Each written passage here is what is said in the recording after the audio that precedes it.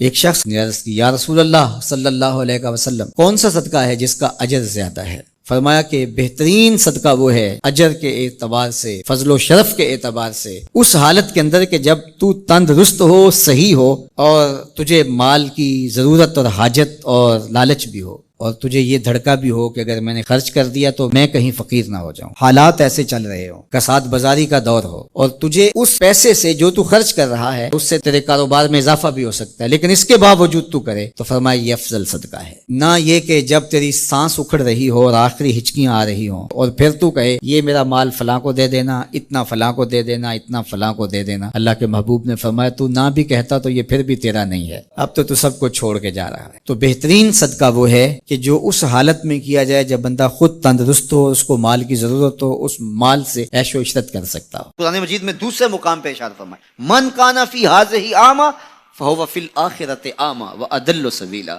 جو اس دنیا میں اندھا رہا کل قیامت کے دن بھی وہ نابینا اٹھایا جائے گا۔ دنیا میں اندھا رہنے سے کیا مراد ہے؟ اس نے اپنے مقصد زندگی کو ہی نہ سمجھا۔ 60 سال کی، 70 سال کی، 50 سال کی زندگی عطا کی گئی تھی، یہ زندگی کیوں عطا کی گئی ہے؟ وہ منصوبہ بندی اس دنیا کی زندگی کے لیے تو کرتا رہا، سویر سے شام تک، شام سے سویر تک لگا رہا، جی میں اپنا مستقبل ٹھیک کر رہا ہوں۔ 18 19 20 سال تک اس نے پڑھا، دن رات محنت کی، پھر اس کے بعد ڈپلومے کیے، اس کے بعد اس نے ہنر سیکھا، پھر کاروبار میں آیا، دن رات ایک کر دیا، خوشیاں چھوڑیں، شادیاں چھوڑیں، دوست چھوڑے کہ بس میں اپنا مستقبل بنانا ہے۔ 30 سال کی زندگی میں اس کا مستقبل سیدھا ہوا، 45 سال کی زندگی میں بیماریوں نے حملے کر دیے، 50 سال کی زندگی میں انتقال کر گیا۔ 15 سال کا مستقبل تھا اس کا، جس کے لیے اس نے جو ہے وہ 35 سال 40 سال صرف کیے، یہ تھا اس کا ٹوٹل مستقبل۔ کسی کا 20 سال کا مستقبل ہوگا، کسی کا 30 سال کا ہوگا، لیکن وہ مستقبل کو بھول گیا جس کا ایک دن 50,000 سال کا ہے۔ 50 سال کا نہیں، 50 سال کا نہیں، قرآن بتاتا ہے 50,000 سال کا ایک دن، پھر نہ ختم ہونے والی زندگی۔ میاں صرف اس زندگی کو مقصود تو وہ سمجھے جس کا آخرت کا عقیدہ نہیں ہے، جو یہ یقین رکھتا ہے اللہ رسول پر، اس کو جو ہے وہ کامل یقین ہے، اور قرآن مجید پر اور حدیث طیبہ کے بتائے ہوئے ضابطے اس کو مستحضر ہیں، اور وہ جانتا ہے کہ آخرت ہے، ہم اعمال کی جواب دہی کے پابند ہوں گے۔ یہ دنیا آخرت کی کھیتی ہے، بوائی کا موسم ہے، آخرت کٹائی کا موسم ہے، تو وہ کیسے آخرت سے غافل رہ سکتا ہے؟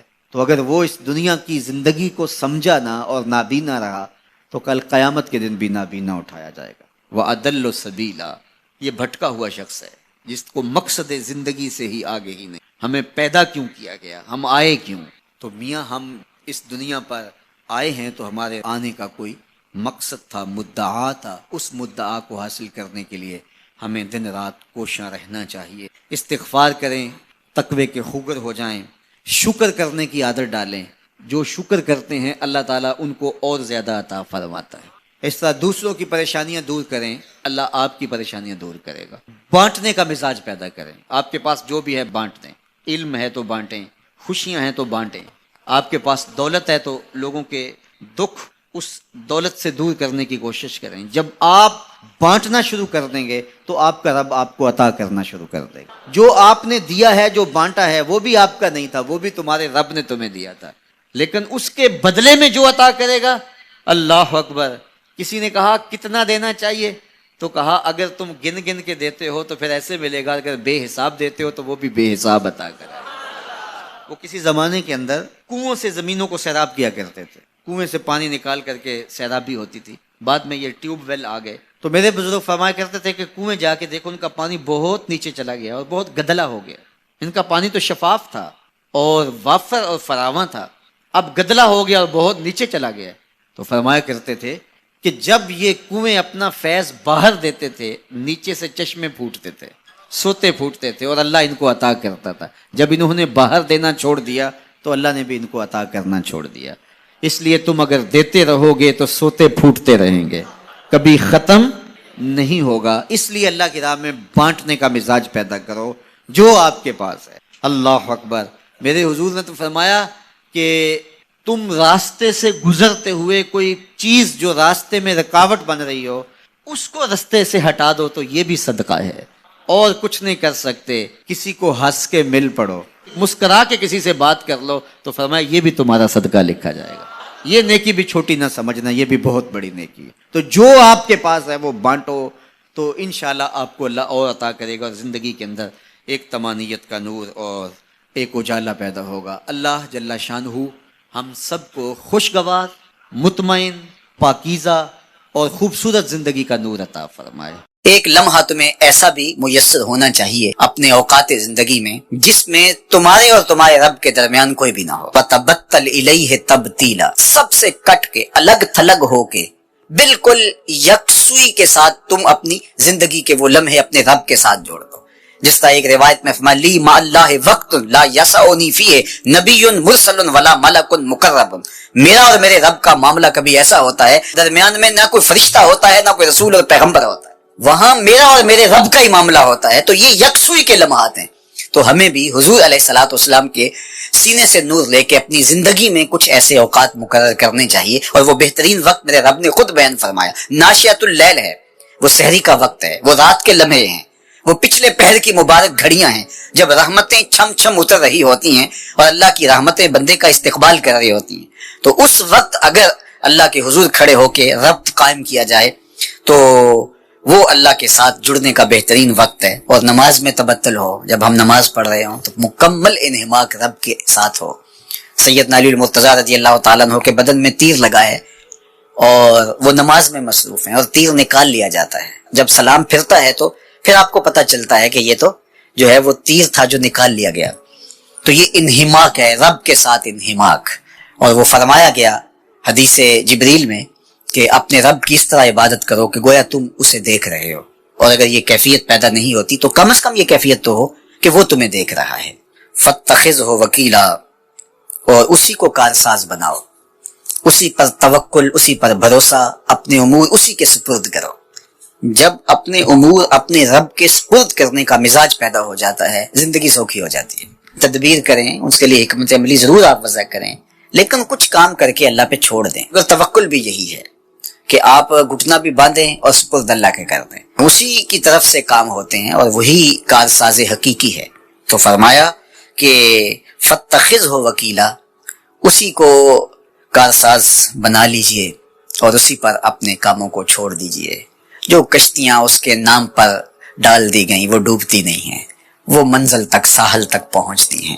تو ہمارا تو اتنا ہی کام ہے کہ ایک کشتی ڈال دی، لیکن اس کو پار لگانا تو اسی کا کام ہے. تو اسی لیے ہم سواری پر بیٹھتے ہوئے کہتے ہیں کہ مالک اس کو مسخر تو نہیں کیا ہے ہمارے لیے، ہمارے میں طاقت تو نہیں تھی کہ اس کو مسخر کر سکتے. تو یہ اس کے کرم سے ہوتا ہے.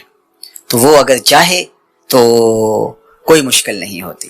تو اس لیے اپنے کاموں کا کارساز اسی کو بنایا جائے. ایک بزرگ تھے، وہ دریا کنارے وضو کر رہے تھے. ایک بچھو تھا جو ایک لکڑی پر تیرتا ہوا، کبھی پانی کے ہچکولوں سے وہ ڈوبتا بھی اور کبھی لکڑی کو تھام لیتا، یوں پانی کے بہاؤ پہ جا رہا تھا. تو ان بزرگوں نے دیکھا تو ہاتھ ڈال کر کے اس کو نکالنا چاہا، تو اس نے اپنی فطرت کے مطابق ان کے ہاتھ پہ ڈنگ مار دیا. درد کی شدت سے ہاتھ جھٹکا تو وہ گر گیا.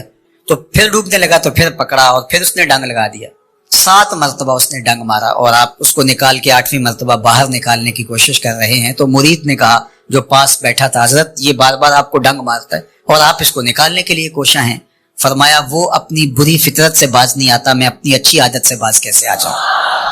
تو لوگوں کے ساتھ رویہ اچھا رکھے، وہ جو بھی رویہ رکھے. ہم کہتے ہیں کوئی اینٹ اٹھائے گا تو ہم آگے سے پتھر اٹھائیں گے تو یہ کیا کمال ہوا. لوگ کہتے ہیں تم 1 قدم پیچھے ہٹو گے میں 10 قدم پیچھے ہٹوں گا تو یہ کیا کمال ہوا. تم کہو میاں تم جتنے مرضی قدم پیچھے ہٹو، میں بھاگ کے تمہارا دامن پکڑ لوں گا، تمہیں جانے نہیں دوں گا، ایک دن تجھ کو بھی جیت لوں گا محبت کے زور پہ. ہم کہتے ہیں کہ فلاں میرے ساتھ اچھا سلوک کرتا ہے تو میں بھی اچھا کرتا ہوں، فلاں کا سلوک میرے ساتھ اچھا نہیں ہے تو ٹھیک ہے، جس طرح وہ چلتا ہے میں بھی اسی طرح چل رہا ہوں. یہ تو پھر برابری ہوئی. اگر کوئی برائی کے ساتھ معاملت کرتا ہے تو آپ بھی اس کے ساتھ ایسے ہی کرتے ہیں تو برائی میں برابر ہے. اور اگر آپ کے ساتھ کوئی اچھا سلوک کرتا ہے تو آپ بھی اس کے مقابلے میں اچھا کرتے ہیں تو پھر بھی آپ برابر ہے، لیکن اچھائی میں برابر ہے. تیسری صورت یہ ہے کہ کوئی آپ سے اچھا سلوک کرتا ہے اور آپ اس سے برا سلوک کرتے ہیں، یہ بدترین صورتحال ہے. اور سب سے بہتر صورت کیا ہے کہ کسی کا رویہ تلخ بھی ہو، کسی کا انداز نامناسب بھی ہو، کوئی آپ کے ساتھ برا سلوک بھی کرتا ہو لیکن آپ اس کے ساتھ اچھا سلوک کرتے ہیں. خون کا رشتہ ہے، دودھ کا رشتہ ہے، وطن کا رشتہ ہے، ہمسائیگی کا رشتہ ہے، آپ کے ساتھ اس کی تعلق داری ہے، آپ کے آباء و اجداد کی آپس کے اندر سانجھ تھی اور آپ اس کو نبھا رہے ہیں. تو یہ ہے بہترین رویہ کہ کسی کا کوئی بھی رویہ ہو آپ اس کے ساتھ اچھا رویہ اختیار کرتے ہیں. حضرت عقبہ بن عامر رضی اللہ تعالی عنہ کو حضور نے ارشاد فرمایا تھا سل من قطعک واعط من حرمک واعف عن من ظلمک. اے عقبہ بن عامر جو تجھ سے تعلق توڑے تو اس سے تعلق جوڑ، جو تجھے محروم رکھے تو اس کی جھولیاں بھر دے، اور جو تیرے پہ زیادتی کرے تو اس کو معاف کر دے، اس سے درگزر فرما. یہ بہترین کردار ہے جس سے ایک اچھا ستھرا پاکیزہ اور مناسب معاشرہ ترتیب پاتا ہے اور ترکیب پاتا ہے. تو میرے اور آپ کے آقا و مولا نے ہمیں یہ تلقین کی، بلکہ فرمایا جو یہ چاہتا ہے کہ اس کی عمر میں برکت ہو اور رزق میں اضافہ ہو وہ رشتہ داروں کے ساتھ سلوک اچھا کرے. یہ راز ہے عمر میں برکت کا اور رزق میں اضافے کا. رشتہ داروں کے ساتھ اگر سلوک اچھا کرو گے تو تمہاری عمر میں بھی برکت ہوگی، تمہارے رزق میں بھی برکت ہوگی. تو ہمیں یہ تلقین کی. رشتہ دار تو دودھ یا خون کی سانچ سے رشتہ دار بنتے ہیں، کوئی عام انسان بھی ہو، ہمیں تو ان کے ساتھ بھی اچھا رویہ اختیار کرنے کی تلقین کی گئی. حتیٰ کہ آپ کے دین پر نہ بھی ہو تو آپ کی ہمسائیگی میں بستا ہے، مستامن ہے، ذمی ہے، تو اس کے ساتھ آپ کا سلوک اچھا ہوگا. آپ کا دین آپ کو یہ سکھاتا ہے. شیخ سعدی بولے شنیدم کے مردان راہ خدا دلے دشمنا ہم نہ کردن تنگ تو را کے میسر شود ای مقام کہ با دوستانت خلاف است و جنگ. میں نے سنا ہے کہ جو اللہ کے بندے ہیں وہ تو دشمنوں کا دل بھی نہیں دکھاتے. تجھے تصوف کے مراتب رفیع کیسے نصیب ہو سکتے ہیں؟ تو اپنوں سے جنگ چھیڑ کے بیٹھا ہے، تو اپنوں کے گریبان پھاڑ رہا ہے، اپنوں کی پگڑیاں نوچ رہا ہے، اور تو اپنی رشتہ داریوں کو توڑ رہا ہے. تو اپنے ہم منصبوں کے ساتھ الجھاؤ میں مبتلا ہے، اپنے ہم مسلکوں ہم مشربوں کے ساتھ تیرا الجھاؤ چل رہا ہے، تیری لڑائی چل رہی ہے. تجھے کیسے مرتبہ اور باطن کا نور اور اندر کا اجالا نصیب ہوگا؟ جو اللہ کے بندے ہیں وہ تو دشمنوں کا بھی دل نہیں دکھاتے. انسان تو انسان رہے، وہ تو جانوروں کے ساتھ بھی رویہ اچھا رکھتے ہیں کہ یہ اللہ کی مخلوق ہے. مخلوق ہونے کے ناطے سے الخلق و عیال اللہ، تمام مخلوق اللہ کا کنبہ ہے، اور اس کے ساتھ اس نے سلوک ان کا کچھ بھی رویہ ہو. حضور کے غلام اور اسلامی معاشرہ اس میں یہ کس طرح رمضان المبارک جلوہ گر ہوتا، چونکہ ہر شب جبریل امین حضور علیہ السلام کے ساتھ آ کے قرآن مجید کا دور کرتے، تو اللہ کے محبوب علیہ السلام پھر سخاوت اس درجہ کمال میں فرماتے کہ اس کی تمثیل بیان فرمائی گئی ہے کہ جس طرح چلتی ہوئی تیز ہوائیں ہوں تو اس سے بھی زیادہ حضور سخی تھے، اس سے بھی زیادہ سخاوت فرمانے والے تھے.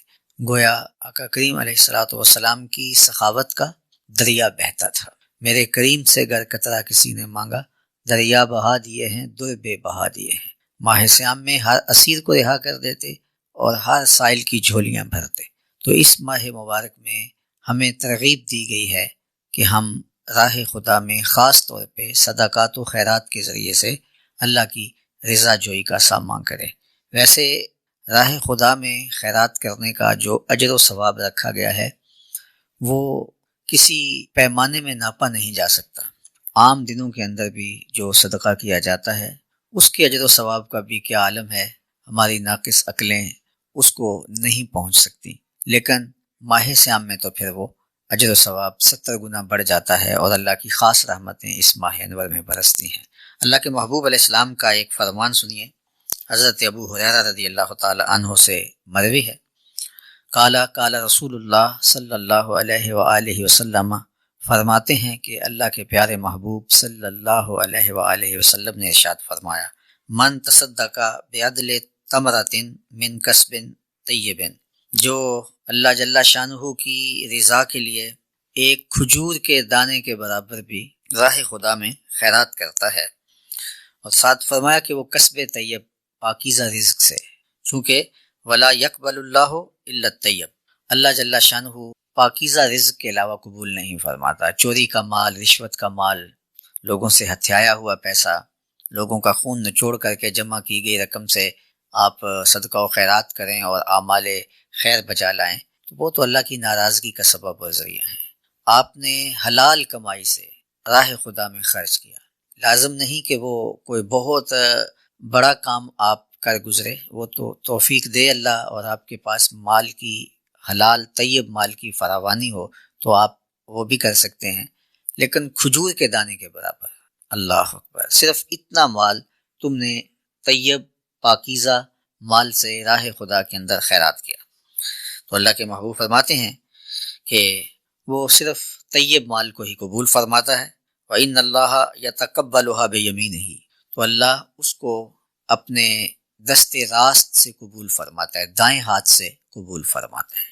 یہ متشابہات سے ہے، اس کا مطلب اور مفہوم یہ ہے کہ اللہ تعالیٰ اس کو بہت مسرت سے قبول فرماتا ہے، اسے بہت اچھا لگتا ہے کہ میرے بندے نے اپنے حلال رزق سے میرے لیے یہ مال پیش کیا، میری رضا جوئی کے لیے صدقہ دیا، خیرات کی، تو اس کو وہ اپنے مبارک دست راست سے قبول فرما لیتا ہے۔ اب وہ کون سا مال ہے جو صدقے کے لیے کسی غریب کو دیا گیا، کسی ضرورت مند کو دیا گیا، کسی حاجت مند کو دیا گیا، تو اللہ اس کو اپنے خاص فضل سے مالا مال فرماتا ہے اور اس کو اپنے دست راست سے قبول فرماتا ہے۔ اب وہ لوگ جو بعض اوقات صدقے اور زکوٰۃ کے مال کے حوالے سے تحقیر آمیز کلمات بولتے ہیں، ان کو یہاں غور کرنا چاہیے۔ تھوڑی آسودگی مل گئی، وسائل فراواں ہو گئے، ان کے پاس اچھا مال آ گیا، تو اب وہ اس کو بہت حقارت کے انداز سے صدقہ اور خیرات کا ذکر کرتے ہیں۔ میں نے ایک صاحب کو کہتے ہوئے سنا، جی میں وہ ایک جامعہ چلا رہے تھے کہ میں ان کو نہیں صدقہ کھلاتا جس طرح کوئی منحوس چیز ہو، جس طرح کوئی ناپاک چیز ہو۔ صدقہ راہ خدا میں دینے پر اللہ اس کو دست راست سے قبول فرماتا ہے، اور جس کے لیے صدقہ لینا جائز ہے، جو ضرورت مند ہے، جو حاجت مند ہے، اس کے لیے یہ کوئی بری چیز نہیں ہے، اس کی ترغیب دی گئی ہے، اور شریعت نے راہ خدا کے اندر خیرات کرنے کی ہمیں تلقین فرمائی ہے، اور اس سے ضرورت مندوں کی ضرورت کو پورا کیا جا سکتا ہے۔ ہاں، جو بندہ اللہ نے اس کو آسودہ رکھا ہے تو وہ بالکل اس کو قبول نہ کرے، اس کو وہ لگتا ہی نہیں ہے، اگر وہ لے گا تو اپنے پیٹ میں آگ بھرے گا، لیکن جس کے لیے وہ قبول کر رہا ہے اور اس کی ضرورت کو پورا کر رہا ہے تو اس پر اس کو خوشی ہونی چاہیے، نہ کہ وہ حقارت کے انداز سے اس کو دیکھ رہا ہو۔ تو بعض اوقات دین فہمی میں لوگوں کو مسئلہ ہو جاتا ہے، اور وہ ایسے سمجھتے ہیں جس طرح کوئی یہ ناپاک اور نجس مال ہو۔ صدقہ تو دوسرے مال کو بھی پاک کر دیتا ہے، اور اس کی ترغیب دی گئی ہے شریعت میں۔ اللہ جل شانہ نے غریبوں کی ضرورت کا اس کو ذریعہ بنایا ہے، وہ لاچار جو کسی وجہ سے کمانے کے قابل نہیں ہے، حتیٰ کہ جو راہ خدا میں جہاد کرنے والے ہیں ان کی ضرورت کے لیے بھی اس کو جائز رکھا گیا ہے۔ اس کے مصارف آپ پڑھیے تو یہ کوئی ایسی بات نہیں ہے کہ جس کو حقارت کی نظر سے دیکھا جائے۔ تو یہ کلمات یہ ہیں کہ وَإِنَّ اللَّهَ يَتَقَبَّلُهَا بِيَمِينِهِ، اللہ اکبر، وہ اس کو اپنے دائیں ہاتھ میں قبول کرتا ہے، ثم يُرَبِّيهَا لِصَاحِبِهِ، پھر اس کو اللہ تعالیٰ جس نے صدقہ دیا ہے اس کے لیے اس کو پالتا ہے۔ جس طرح کوئی شخص کسی کو پروان چڑھائے تو اس کی آگے مثال بھی ارشاد فرمائی، کما یربی احدکم فلوہ، جس طرح تم میں سے کوئی شخص گھوڑے کا بچہ یا اونٹ کا بچہ اس کو پالتا پوستا ہے اور جوان کرتا ہے، تو جب کوئی شخص صدقہ کرتا ہے اور وہ کھجور کے دانے کے برابر بھی ہو، انتہائی خوشی کے ساتھ اللہ تعالیٰ اس کو اپنی رضا کے ساتھ اس کو قبول فرماتا ہے اور اپنے دست راست سے اس کو صدقے کو لیتا ہے اور اس کو اس کے لیے پالتا ہے، پوستا ہے، بڑا کرتا ہے۔ حتیٰ تکون مثل الجبل، یہاں تک کہ وہ بڑا ہوتے ہوتے پہاڑ کے برابر ہو جائے، یعنی اس قدر اس کا حجم بڑھ جاتا ہے جو ایک دانہ کھجور کا تم راہ خدا میں پیش کیا۔ تو اللہ جل شانہ اس کا اتنا اجر و ثواب دیتا ہے اور اس کو اتنا بڑا کر دیتا ہے کہ قیامت کے دن وہ پہاڑ کے برابر بندے کے سامنے پیش کیا جائے گا۔ اللہ اکبر، یہ اللہ تعالیٰ جل شانہ نے صدقہ و خیرات کرنے والوں کے اجر کو بیان فرمایا، اور اس کو امام بخاری نے، امام مسلم نے اپنی اپنی اسناد کے ساتھ روایت کیا۔ اللہ کے پیارے محبوب علیہ السلام نے ارشاد فرمایا، لا تحتقرن من المعروف ولو ان تلق اخاک بوجہ طلق۔ حضرت ابو ذر غفاری رضی اللہ تعالیٰ عنہ سے یہ روایت مروی ہے صحیح مسلم میں۔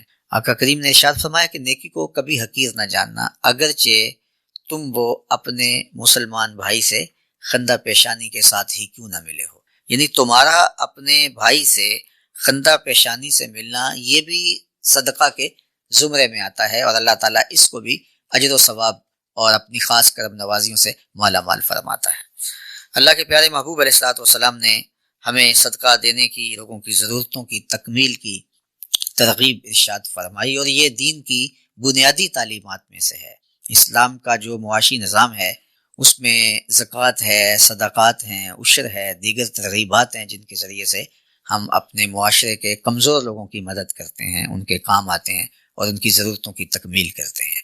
حضرت عبداللہ ابن سلام رضی اللہ تعالیٰ عنہ جو اللہ کے محبوب علیہ السلام سے آئے تو مناظرہ کرنے کے لیے تھے، جب حضور مدینہ المنورہ میں ہجرت فرما کے مکہ شریف سے تشریف لے گئے، لیکن جو ہی انہوں نے آقا کریم کا جمال جہاں آرا دیکھا تو حضور کے چہرے کو دیکھ کر کے ان کے لبوں پہ کلمہ جاری ہو گیا، بلکہ جو یہود تھے علماء جنہوں نے ان کو مناظرے کے لیے باقاعدہ بھیجا تھا، اور وہ زاویوں میں بیٹھ کے حجروں میں بیٹھ کے دعائیں مانگ رہے تھے کہ ہمارا مناظر جیت کے آئے، لیکن جب انہیں یہ خبر پہنچی کہ وہ بھی دل ہار بیٹھا ہے تو انہیں اتنا غصہ آیا کہ وہ عبداللہ ابن سلام کے پاس جا پہنچے اور کوسنے دینے لگے کہ سنا ہے تم نے کوئی بات بھی نہیں کی، کوئی عنوان بھی نہیں چھیڑا، اور ایسے تم نے مان لیا تو یہ بات تمہارے عالمانہ وقار کے خلاف ہے۔ کوئی بات کی ہوتی، انہوں نے جواب دیا ہوتا، ہم سمجھتے آپ کی علمی پیاس بجھ گئی، مطمئن ہو گئے، مان لیا تو بات بنتی تھی، لیکن آپ نے کوئی سوال تک نہیں اٹھایا اور گئے اور یوں ہی مان لیا اور کلمہ پڑھ لیا، تو تم نے تو یہودیت کی ناک خاک آلود کر دی۔ تو حضرت عبداللہ ابن سلام رضی اللہ تعالیٰ انہوں نے اپنی کہانی جو بیان فرمائی وہ حضرت امام ابن ماجہ نے، امام ترمذی نے اور صاحب سنن دارمی نے روایت کی ہے کہ انہوں نے کہا کہ فلما تبینت وجہہ عرفت ان وجہہ لیس بوجہ کذاب، کہا کیا پوچھتے ہو، جب میں حضور کی خدمت میں حاضر ہوا اور میں نے آپ کا جمال جہاں آرا دیکھا، چہرہ انور دیکھا، تو میرے دل نے گواہی دی کہ یہ چہرہ کسی جھوٹے کا ہو ہی نہیں سکتا ہے، اور میرے لبوں پہ کلمہ جاری ہو گیا۔ تو حضور کا نورانی چہرہ ان کے ایمان کا باعث اور سبب اور ذریعہ بنا۔ تو خیر وہ یہود لاجواب ہو گئے، حضرت عبداللہ ابن سلام کو اللہ تعالیٰ نے ایمان کی دولت سے مالا مال فرمایا، پھر ان کے دیکھا دیکھی اور بھی کچھ یہودی جو تھے وہ بھی اسلام کی دولت سے مالا مال ہوئے، ابن یامین تھے، ابن اسید تھے اور باقی لوگ۔ اب حضرت عبداللہ ابن سلام فرماتے ہیں کہ جب میں حضور کی خدمت میں حاضر ہوا، ایک تو میں نے حضور کے چہرے کو دیکھا اور اس چہرے پر اترتے ہوئے انوار اور روشنیاں اور پھوٹتی ضیائیں اور اجالے جنہوں نے میرے دل کو بدل دیا اور میرے باطن میں اسلام کی روشنی کا سبب وہ چہرہ ہوا۔ دوسری بات جو انہوں نے بیان فرمائی کہ فکانہ اول شیء سمعتہ تکلم بہ، کہتے ہیں سب سے پہلی بات جو میں نے حضور سے سماعت کی، آقا کریم سے میں نے سننے کا شرف پایا، جو آقا کریم نے ارشاد کیا وہ کیا تھا، ان قالا ایھا الناس افشوا السلام۔ آقا کریم نے اپنے مخاطبین سے، صحابہ سے گفتگو کرتے ہوئے ارشاد فرمایا لوگو سلام کو عام کرو۔ جو مسلمانوں نے السلام علیکم السلام علیکم اور جواب میں وعلیکم السلام کا ہمیں کلچر دیا ہے، اس کلچر کے فروغ پر اللہ کے محبوب علیہ السلام نے بات کی کہ اس کو عام کر۔ السلام علیکم کہنے کا مطلب یہ ہے کہ تجھے سلامتی ہو، اور بندہ اپنی طرف سے اسے ضمانت دیتا ہے کہ میری طرف سے تجھے کوئی فکر نہیں ہونی چاہیے، تیرا مال، تیری عزت، تیری آبرو میری جانب سے محفوظ ہے۔ اور وہ آگے سے کہتا وعلیکم السلام، تجھے بھی میری جانب سے یہ ضمانت اور یہ وعدہ رہا کہ میری طرف سے بھی تیری عزت، آبرو اور مال و جان محفوظ ہے، تو وہ بھی آگے سے ضمانت فراہم کرتا ہے۔ تو ایک تو اللہ کے محبوب نے یہ ارشاد فرمایا، جو پہلی بات کہتے ہیں میرے کان میں پڑی کہ افشوا السلام وَأَطْعِمُوا الطَّعَامَ، اور دوسری بات جو میرے کان میں پڑی جو اللہ کے محبوب نے ارشاد فرمائی کہ لوگوں کو کھانا کھلاؤ، یہ دوسری بات تھی جو میں نے اللہ کے محبوب علیہ السلام سے سننے کا شرف پایا۔ تو لوگوں کو کھانا کھلانا، لوگوں کی ضرورتوں کو پورا کرنا، لوگوں کے چہروں پہ خوشی لانا، بھوک اور پیاس مٹانے کا ساماں کرنا، برہنگی کو دور کرنے کی کوشش کرنا، یہ ہمارا دین ہے۔ حضرت شیخ سیدنا عبد القادر الجیلانی علیہ رحمہ و رضوان آپ فرماتے ہیں آدھا فقر بھوکوں کو کھانا کھلانا اور برہنہ بدن لوگوں کو لباس پہنانا، باقی سارا آدھے کے زمرے میں آتا ہے۔ تو ہمارا دین ہمیں لوگوں کی ضرورتوں کی تکمیل کی کوشش میں اپنے آپ کو لگانے کی تلقین کرتا ہے، اپنے مال سے راہ خدا میں خیرات کرنے کی تلقین کرتا ہے، لوگوں کے غم غلط کرنے، لوگوں کے دکھ دور کرنے، لوگوں کی اذیتیں مٹانا، لوگوں کی پریشانیاں دور کرنا، پیاس اور بھوک میں مبتلا لوگوں کی بھوک پیاس کو ختم کرنا، برہنہ بدن لوگوں کو لباس دینا، مشکل میں پھنسے ہوئے لوگوں کو مصیبت سے نکالنا، مفلوق الحال لوگوں کی ضرورت کو پورا کرنا، بیوگان، اراملہ، یتامہ، مساکین، کثیر العیال، سب لوگوں کی ضرورتوں کا خیال رکھنا، کتنا پیارا اور کتنا دل آویز دین ہے اور انسانیت نواز دین میرے اور آپ کے آقا مولا دین لے کر آئے۔ تو کہا دوسری بات جو اللہ کے محبوب علیہ السلام نے ارشاد فرمائی وہ تھی وَأَطْعِمُوا الطَّعَامَ، پہلی چیز کا تعلق انسانی امن سے ہے، اور یہ انسان کی پہلی ضرورت ہے کہ سلامتی کو جب عام کیا جائے، اور ہم ایک دوسرے کو جب ضمانت دیتے ہیں کہ تو میری جانب سے مطمئن رہے، میری طرف سے تجھے کوئی تکلیف نہیں آنے والی. اور وہ بھی آگے سے کہتا ہے کہ یہ وعدہ میری طرف سے آپ بھی قبول. تو مجھے بتاؤ جب پورا معاشرہ السلام علیکم السلام علیکم السلام علیکم اور وہ جواب میں وعلیکم السلام، اور یہ رسمی نہیں عملی طور پہ اگر ہم دل و جان سے ایسا کریں تو کیسا مطمئن اور پرامن معاشرہ تشکیل پاتا ہے. اور پھر انسان کی دوسری ضرورت انسان کا کھانا پینا ہے. تو اللہ کے محبوب دوسری وصیت جو صحابہ کو کی، دوسرا حکم نامہ دیا تو کہا وَأَطِعِمُوا الطَّعَامَ، اور لوگوں کو کھانا کھلاؤ.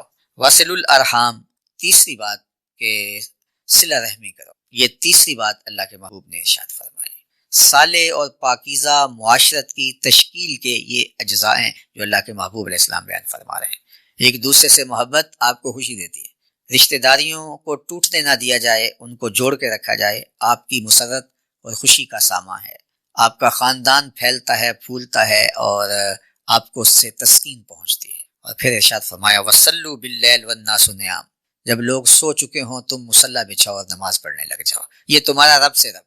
پہلی تین چیزوں کا تعلق معاشرت سے تھا. اب فرمایا کہ وَصَلُّوا بِاللَّيْلِ وَالنَّاسُ نِيَامٌ. اب اس کا نتیجہ کیا ہوگا؟ چار چیزیں کل بیان فرمائی. سب سے پہلے افشوا السلام، دوسری چیز وَأَطْعِمُوا الطَّعَامَ، تیسری چیز وَصِلُوا الْأَرْحَامَ، اور چوتھی چیز وَصَلُّوا بِاللَّيْلِ وَالنَّاسِ نِيَامٌ. جب لوگ سو رہے ہوں، آغوش نیند میں دنیا اتر جائے اور تم اٹھو، چپکے سے وضو کرو، مصلی بچھاؤ اور اپنے رب کے حضور کھڑے ہو جاؤ اور تمہارا ربط اپنے رب سے قائم ہو جائے. دنیا والے بھی اس منظر کو نہ دیکھ سکیں تاکہ ریا کا جو امکان ہے وہ بھی ختم ہو جائے. جب لوگ سو رہے ہوں گے تو پھر کس کے دکھاوے کے لیے تمہارے رکوع اور قیام اور سجدے ہوں گے؟ پھر تو تمہارا اور تمہارے رب کا معاملہ ہے، اور جس میں ریا داخل ہی نہیں ہو سکتی تو پھر کس قدر قربت الہی کا سبب اور ذریعہ ہے. یعنی تمہارے دن کے کرنے کے کام بھی بتائے، جو دن کا تمہارا ہوم ورک ہے وہ بھی بتایا کہ دن کو تم نے یہ کرنا ہے، اور رات کا ہوم ورک بھی بتایا. جب دنیا سو جائے اور نیند مسلط ہو جائے زمانے پہ، لیکن تم جاگ رہے ہو اور تم مصلی بچھا کے اپنے رب سے اپنے باطن کے تعلق کو مضبوط سے مضبوط تر کرنے کی کوشش میں لگ جاؤ. اس کا پھر نتیجہ کیا ہوگا؟ جب تم دن کا کام دن کے اوقات میں کرو گے اور رات والا کام بھی نہیں چھوڑو گے تو فرمایا تدخل الجنت بسلام، تم سلامتی کے ساتھ پھر جنت میں داخل ہو جاؤ. تمہیں اللہ جل شانہ جنت کی بہاریں نصیب فرمائے گا، اور کوئی رکاوٹ نہیں ہوگی، کوئی راستے کے اندر مشکل نہیں ہوگی. ادھر سے آنکھ بند ہوگی، ادھر جنت کا دروازہ کھل جائے گا، اور اللہ جل شانہ تمہارے لیے آسانیوں کے در کشادہ فرما دے گا. جب صدقے کے فضائل بیان کیے جا رہے ہوتے ہیں تو اس وقت غریب آدمی سوچنے لگتا ہے جس کے پاس مال و دولت نہیں ہے، بہت کم ہے، یا کہ میں کیسے کر سکتا ہوں یہ عمل. تو اس باب کا آغاز ہی کھجور کے ایک دانے سے ہوا ہے. یعنی دیکھیے کہ یہ غریب آدمی جو ہے وہ اس احساس میں نہ چلا جائے کہ صدقہ تو عمرا کریں گے تو لاکھوں کروڑوں روپے کا صدقہ ہی صدقہ نہیں ہوتا، بلکہ کھجور کا ایک دانہ بھی اللہ اس کو کس طرح قبول فرماتا ہے، اور پھر کس طرح اس کی پرورش کرتا ہے، اور پھر پہاڑوں کے برابر وہ آپ کو قیامت کے دن ملے گا جو آپ نے اس اکاؤنٹ کے اندر رکھا ہوگا، اللہ کی راہ میں دیا ہوگا. تو اگر لاکھوں کی کسی کو توفیق ہے تو اللہ اس کا قبول فرمائے، لیکن اگر کسی کے پاس ایک کھجور بھی دینے کو ہے اور وہ دے سکتا ہے تو اس کو راہ خدا میں دینے کی ترغیب دی گئی.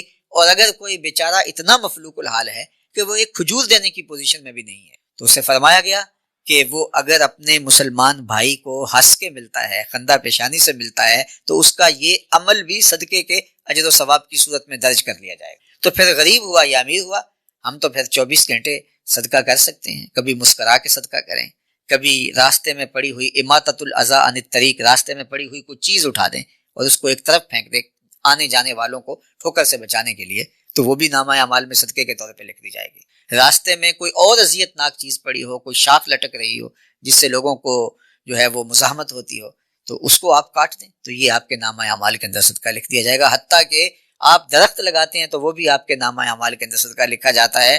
وہ درخت اگر پھل دار ہیں، اس سے چڑیاں اپنی غذا لیتی ہیں، تو وہ بھی آپ کے نامہ اعمال کے اندر صدقہ ہوتا ہے. اور اگر کوئی اس کے سائے میں آ کے بیٹھتا ہے تو وہ بھی آپ کے نامہ اعمال میں درج ہوتا ہے. حتیٰ کہ اس سے جو آکسیجن پیدا ہوتی ہے اور اس سے انسان اس آکسیجن کو لیتے ہیں، وہ بھی آپ کے نامہ اعمال کے اندر درج ہوگا. تو اللہ تعالیٰ جل شانہ نے تو بہت زیادہ وسعت رکھی ہے لوگوں کے لیے. جو ہم صدقہ کرتے ہیں، قیامت کے دن جب نامہ اعمال تلیں گے تو نیکیاں زیادہ ہیں یا گناہ زیادہ ہیں، اور اس کے بعد جو فیصلہ ہوگا. لیکن اس سے قبل اللہ کے محبوب علیہ السلام کے ایک فرمان